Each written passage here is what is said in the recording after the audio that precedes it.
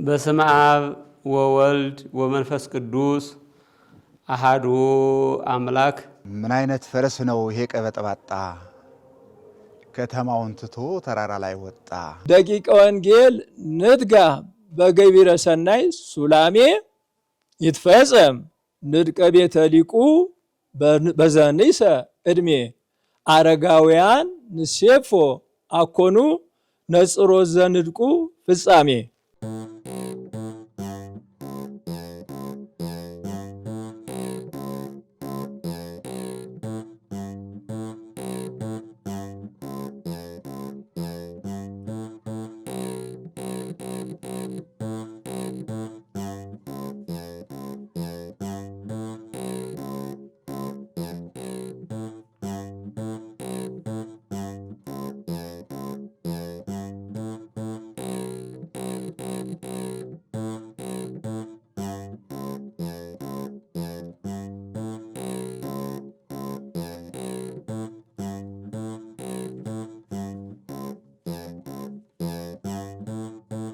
እንግዲህ እኔ በዚህ ቤተክርስቲያን ስራ የጀመርኩት በ1985 ዓመተ ምህረት ጥር ወር ነው። ቤተክርስቲያን የተመሰረተው በመጀመሪያ እዚህ አካባቢ ቤቶች አልፎ አልፎ ነበር የነበሩት። በ1976 አካባቢ ብዙ ሰው እዚህ አካባቢ ቦታ በመመራት ገብቶ ነበር። ይሄ ቤተክርስቲያን የተጀመረው እኔ ከመግባቴ 1 ዓመት ከምናምን ቀደም ብሎ ነው። በአካባቢው ቤተክርስቲያን ስላልነበረ አስተባባሪ ኮሚቴ ተቋቁሞ ቤተክርስቲያን እንዲተከል እንቅስቃሴ ተጀመረ። በመሰረቱ እኔ እንዳውም ቤተክርስቲያኑ ሲመሰረት እቃወም ነበረ።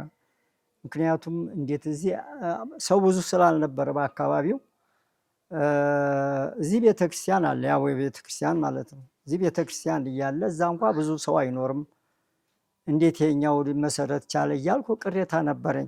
እኔ እዚህ ከመምጣቴ በፊት ማለት ነው፣ ስራ ከመጀመሪያው በፊትና በኋላ እዚህን ቤተክርስቲያኑ ከመመስረቱ በፊት ሰዎች በጣም ቅሬታ ነበራቸው በዚህ አካባቢ ቤተክርስቲያን ባለመኖሩ። ምክንያቱም ከዚህ ከመምህራን ሰፈር ሰው ሞቶ አስከሬን በሚሄድበት ጊዜ አቡነ ገብረ መንፈስ ቅዱስ ቤተክርስቲያን ለማስቀበር አንዳንድ ችግር ነበረባቸው።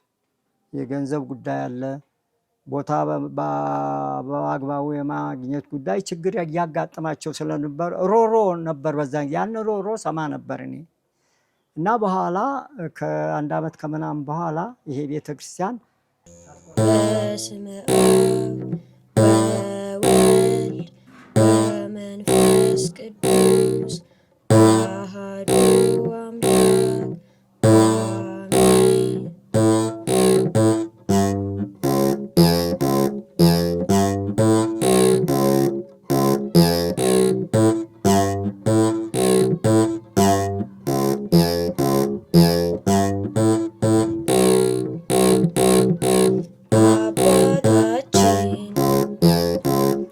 በሰማያት ላይ ያለህ ተለይቶ ይመስገን ቅዱስ ስምህ፣ መንግሥትህን የምንፈልጋት ከጥንቱ። ያ ማለት ምንድን ነው? በ1978 ወይም 77 አካባቢ ነው እንቅስቃሴ የተጀመረው። ከዛ ያ አስተባባሪ ኮሚቴው 3 ሰዎችን ወክሎ ከቤተ ክህነት ጽላት እንዲሰጠን በዛን ሰዓት የነበሩት ቅዱስ ፓትርያርክ አቡነ መርቆሬዎስ ነበሩ።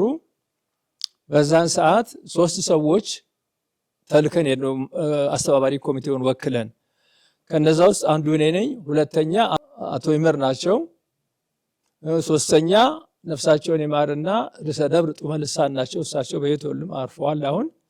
ሶስታችን ሄደን በዛን ሰዓት የሀገረ ስብከቱ ስራ አስኪያጅ ሊቀ ስዩማን ራዳ ስር ሲባሉ ነበር።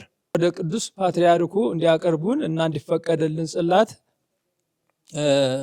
እንዲያቀርቡን ጠይቀን እሳቸው የሰጡ መልስ እንደዚህማ አላቀርባችሁም፣ በመጀመሪያ ቤተክርስቲያን የሚሰራበትን ቦታ ሄጄ ማየት አለብኝ፣ የማምንበት ከሆነ አይቼ አቀርባችኋለሁ፣ ማላምንበት ከሆነ ግን አላቀርባችሁም። ስለዚህ ቀጠሮ ልስጣችሁና መጥቼ ሌው ብለው ቀጠሮ ሰጥተውን መጥተው ዙሪያውን ዞረው አዩ።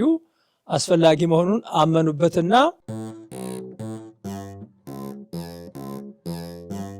በነሐሴ ነው 1983 ዓመተ ምህረት እንደተመሰረተ ነው የማውቀው። አልነበርኩም እኔ ሲመሰረት፣ መስራች ኮሚቴም ውስጥ አልገባሁም። የፈረንሳይ ደብረ ፀሐይ ቅዱስ ጊዮርጊስ ቤተክርስቲያን ከተመሰረተ 34 ዓመት አስቆጥሯል። ቀጠሮ ሰጥተውን በእንዲህ ቀኑ ብለውን ሄድን። በደንብ ለቅዱስ ፓትርያርኩ አስረዷቸው። እሳቸውም ይዋል ይደር አላሉም። በዛኑ ዕለት ጽላቱ እንዲሰጠን ፈቀዱልን። በዛ ምክንያት በተፈቀደልን መሰረት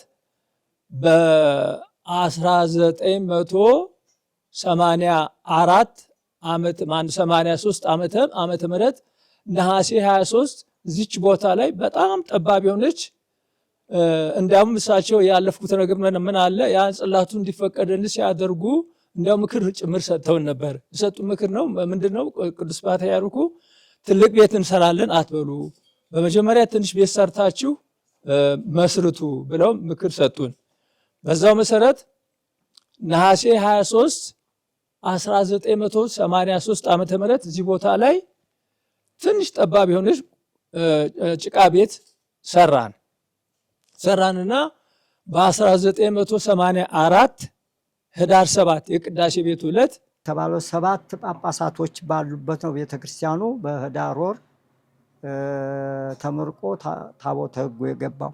በዛን ወቅት የመሰብሰቢያ ቦታ አልነበረንም፣ ጽር ስር ነበር የምንማረው እና የመጀመሪያ በዓል ያከበርነው የቤተክርስቲያኗ መቃኞ ቤቱ ተሰርቶ ጽላቱ የገባ ጊዜ ነው። መዝሙር ዘምረን ከገነተ ኢየሱስ ገነተ ማርያም ቤተክርስቲያን ሰንበት ትምህርት ቤት አልባሳት ተውሰን አመጥተን የዋል ነው። የቀደመው በደላችንን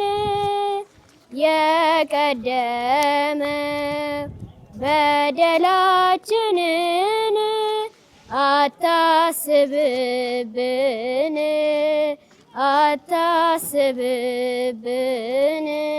በዛን ሰዓት በእውነቱ አንደኛ የሰፈሩም እድገት እንደዚህ አልነበረም።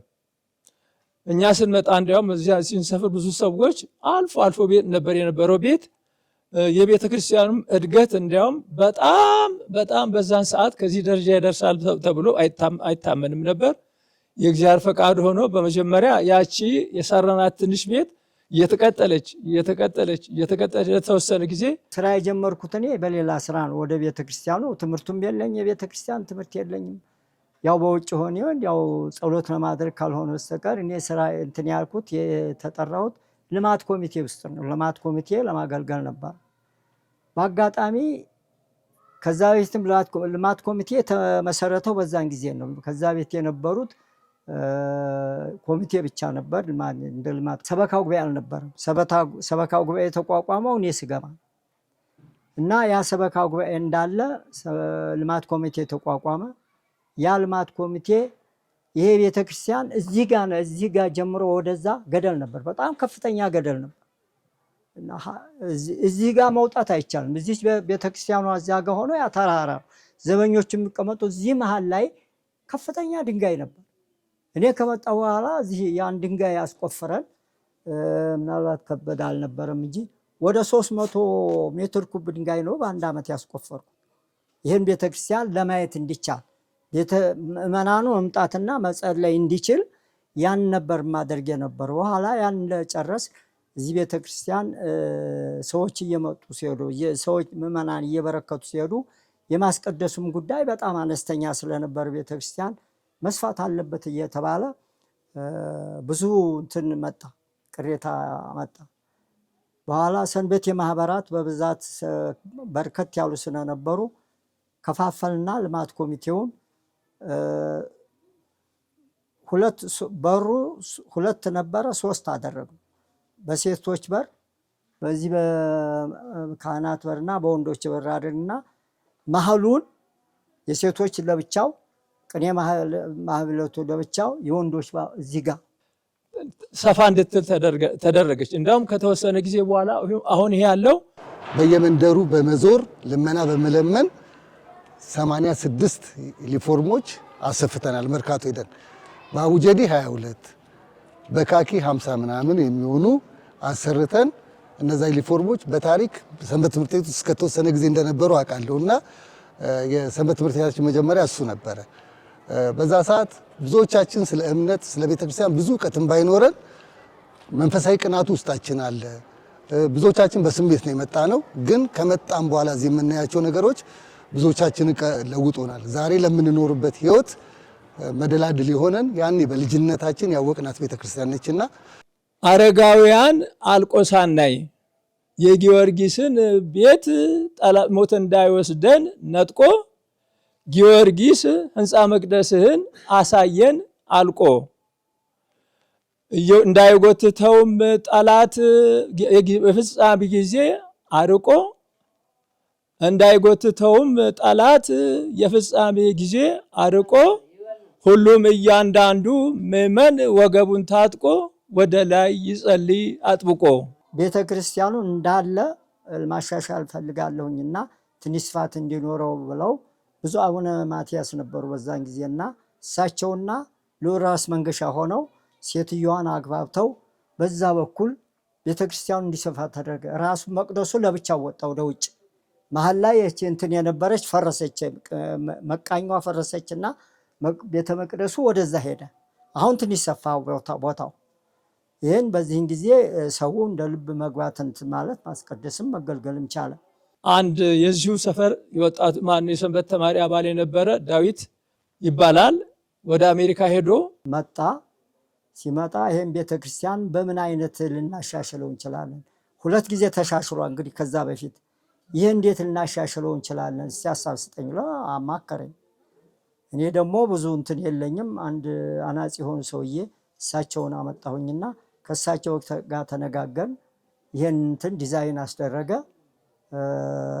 በዛ መሰረት አቶ አባይና አፋ ነው መሰለኝ እንትኑን ወሰደ ኮንትራቱን። በዚህ ደረጃ እሱ ሊያሰራው ቻለ። ይሄኛው እንዲሰራ ተደረገ። እንደገና ደግሞ እግዚአብሔር ሲፈቅድ ምን ተደረገ? ከተወሰነ ዓመት በፊት ይሄኛው አሁን የተጀመረው ህንፃ ሳይጀመር ትንሽ ቤተክርስቲያን ይሄው ያለበት ቦታ ላይ 800 ካሬ ሜትር የምትሆን ተጀመረች። ተጀምራ 16 ኮለን እንደቆመ ሁሉም ኮሎኖች 16ቱም ጉድጓዱ ወደ 22 ነው ምናምን የኮሎን የሚያርፍበት ጉድጓዱ ወደ 22 ነበሩ ተቆፈረው። ሁሉም ምእመናን ናቸው። አንድም ገንዘብ ሳናወጣ ኮሎኑም የተሰራው ቃል በማስገባት ነበርና ያ ኮሎን ያ ቤተክርስቲያን በሆነ ምክንያት ቆመ። እንግዲህ እግዚአብሔር አንድ ነገር ሲያስብ እኛ ባሰብነው መንገድ አይሄድም። ያ ቤተክርስቲያን እኛ በመቆሙ ምክንያት እናለቅስ ነበር። ምን አልነው? ይሄን ቤተክርስቲያን እዚህ አደርሰን ህዝቡንም አስቸግረን ብዙ ገንዘብ ከወጣ በኋላ ምንድነው ችግሩ እያልናዝን በጣም እናዝን። በእውነት አለቅስ ነበር። እንባዬ እየወረደ አለቅስ ነበር እና ለካ እግዚአብሔር ያን ቤተክርስቲያን እንዲሰራ አልፈቀደም። ምክንያቱም ጎጆ ናት፣ ትንሽ ናት ቤተክርስቲያን ወደ 1000 ካሬ ሜትር ቢሆነው ከዛ ለተወሰነ ጊዜ ቆሞ የእግዚአብሔር ፈቃድ ሆኖ መሰለኝ ይሄ ቤት እንዲሰራ እግዚአብሔር ያቆመው ያንን። አሁን ይሄ ከዛ ጋር ሲመጣጠን አሁን ያለው ትልቁ የተጀመረው ህንፃ ቤተክርስቲያን ይሄኛው 2200 ምናምን ነው፣ ያቺ 800 ምናምን ነች። እና እንግዲህ እግዚአብሔር ይሄን እንዲሰራ ስለፈለገ ይመስለኛል ያቺ ቀርታ ከተወሰነ ጊዜ በኋላ አካባቢው በጣም ገደላማ ነው፣ እንዳሁኑ በደንብ አልተስተካከለም። ለማስተካከል ደግሞ አቅም ያንሳል እና ያለ ማድረግ እግዚአብሔር በፈቀደ ያ ቤተክርስቲያን ቀረ።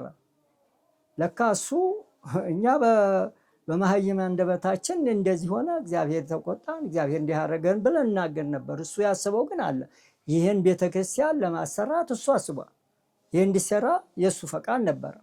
የእኛ ፈቃድ እንግዲህ ያቺ ቤተክርስቲያን ስላፈረሰ ተብሎ እናለቅስ ነበርና አሁን በዚህ አይነት የእግዚአብሔር ፈቃድ ከዚህ ደረጃ ደርሷል። እንግዲህ እግዚአብሔር ይሄንን ከዚህ ደረጃ ያደረሰ እኔም በእውነቱ ይሄንን በዚህ ሰፈር ደረጃ ይሄን ያህል ፕሮጀክት ይሰራል ብሎ ለማሰብ ለህሊና በጣም ይከብዳል።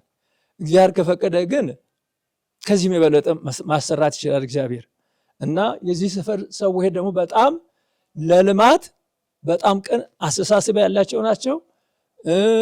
ለልማት ተነሳሽም ናቸው። በዛ ምክንያት ይሄ ነገር በዚህ ሰፈር አቅም ይሰራል ተብሎ የማይታመን ይሄ ነገር እንደ ተአምር የሚቆጠር ይሄ ነገር ሊሰራ ችሏል።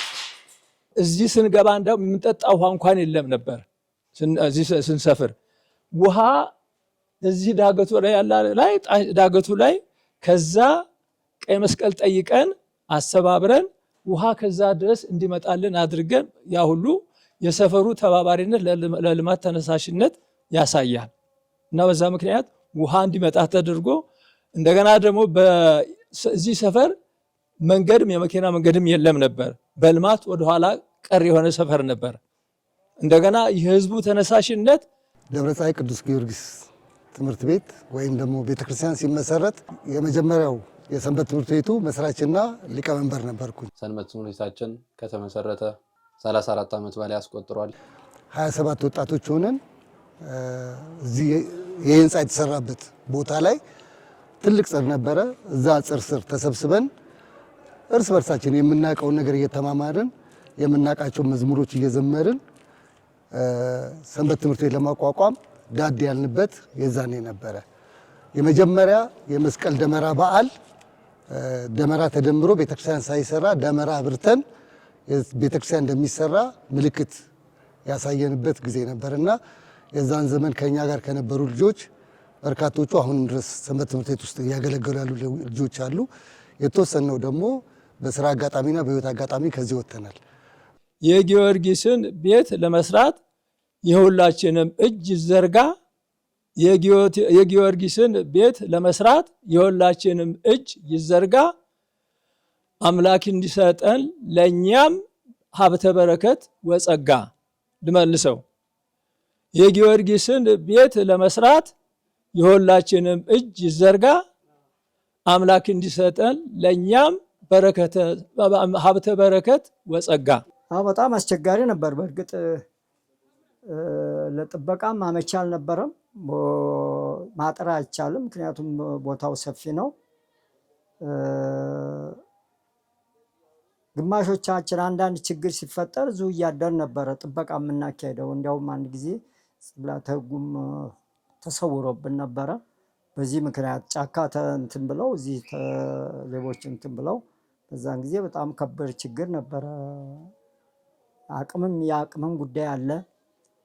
ህብረተሰቡም ደግሞ ያው ቀናኢነት አለው። ቤተክርስቲያኑ እንዲሰራ ልማት እንዲሰራ ቀናኢነት አለው። ግን ከቁጥሩ ማነስ የተነሳ ያለው አካባቢ ህዝብ እንደ ልብ ገንዘብ አይገኝም።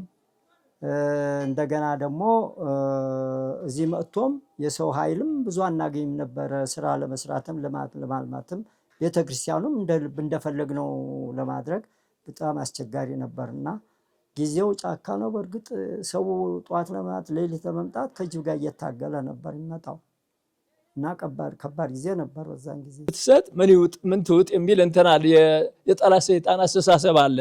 ይሄ አይደለም። እኛ ክርስቲያኖች ማሰብ ያለብን ስንሰጥ እግዚአብሔር በተናገረው ቃል መሰረት አምነን መስጠት አለብን። ስጡ ይሰጣችኋል ነው። ቀበጥባጣ ነው ፈረሳችንና ቅንጡ ነው ፈረሳችን። ለዚህም ነው ዛሳይ ሀብታም ትልቅ ቤተክርስቲያን እየሰራን ያለነውና ከአቅማችን በላይ ቢሆንም ለሰማዕቱ ለቅዱስ ጊዮርጊስ ትንሽ ነችና ከዚህም በላይ እንሰራለን ብለን እናስባለን። ገና ግቢውንም እናሳምረዋለንና ይሄ ቤተክርስቲያን ሲጀመር በ2008 ነው የተጀመረው። አሁን ኦልሞስት 9ኛ ዓመቱን ጨርሶ 10ኛ ዓመቱን ይዘናል። ይሄ ሲሰራ ለሁላችንም ተአምር ነው፣ ለአካባቢው ህዝብ ተአምር ነው። ለምን እኛ ጠዋት እንሰራለን ማታ አድጎ ይሄ እምነት ነው፣ እምነታችን ነውና ማታ ጠዋት ስንመጣ አድጎልን ነው የሚያድረው። ተአምሩ የራሱ ነው የሚሆነውና ባላሰብነው መንገድ አሸዋ ተደፍቶ ነው የምናገኘው። እኛ ጥሪ እናደርጋለን ጠዋት፣ ማታ አሸዋ ተደፍቶ ይገኛል።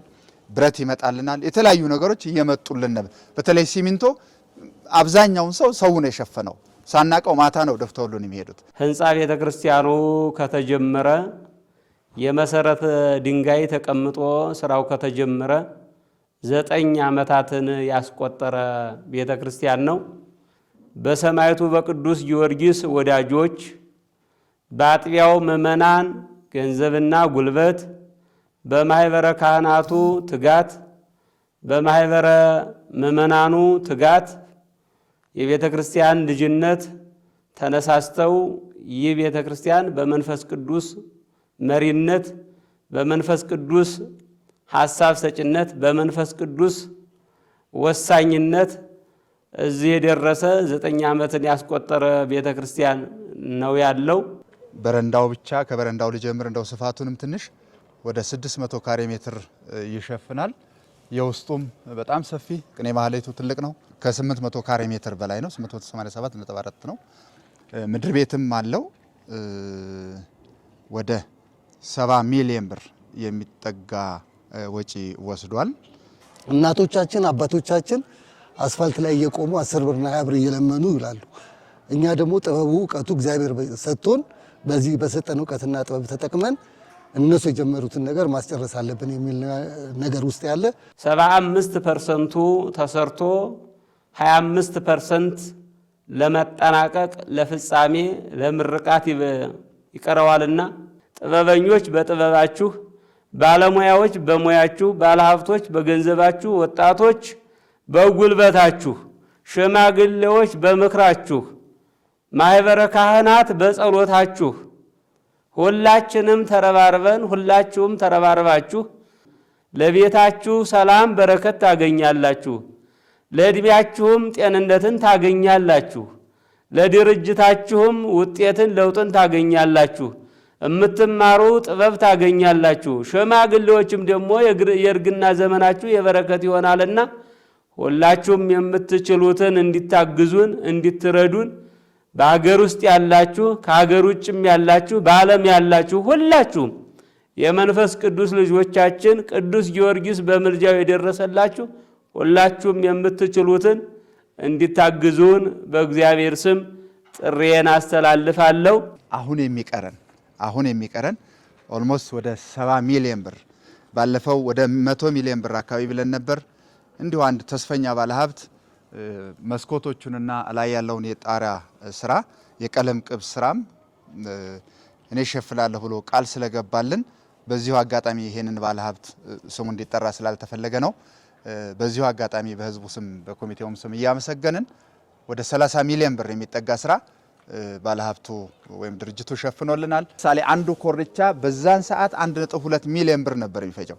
ይሄን አንዱን ኮርቻ መሰል ትልቁን ስራ የሰራልን አንድ የአካባቢያችን ባለሀብት ነው። በተለይ አርቲስቶች ትልልቅ የሚፈልቁበት ቦታ ነው። አርቲስቶቻችን ቤተክርስቲያናችን ጥሪ ታደርግላቸዋለች።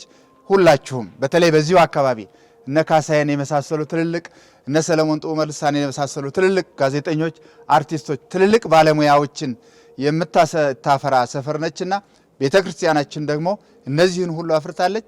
አርቲስቶቻችን ከኛ ጋር ሆናችሁ ለቤተክርስቲያኒቱ አንደበት ሆናችሁ ይሄን ነገር የገቢ ማሰባሰቢያውን ስራ እንድትሰሩልን በዚሁ አጋጣሚ ጥራችንን እናስተላልፋለን። አመሰግናለሁ። ከየካቲት 20 እስከ 23 በሚደረገው የገቢ ማሰባሰቢያ መርሃ ግብር ላይ እኛ የአምደ ተዋሕዶ የሰንበት ትምህርት ቤት አባላት በዝማሬ ልናገለግላችሁ ተዘጋጅተናል።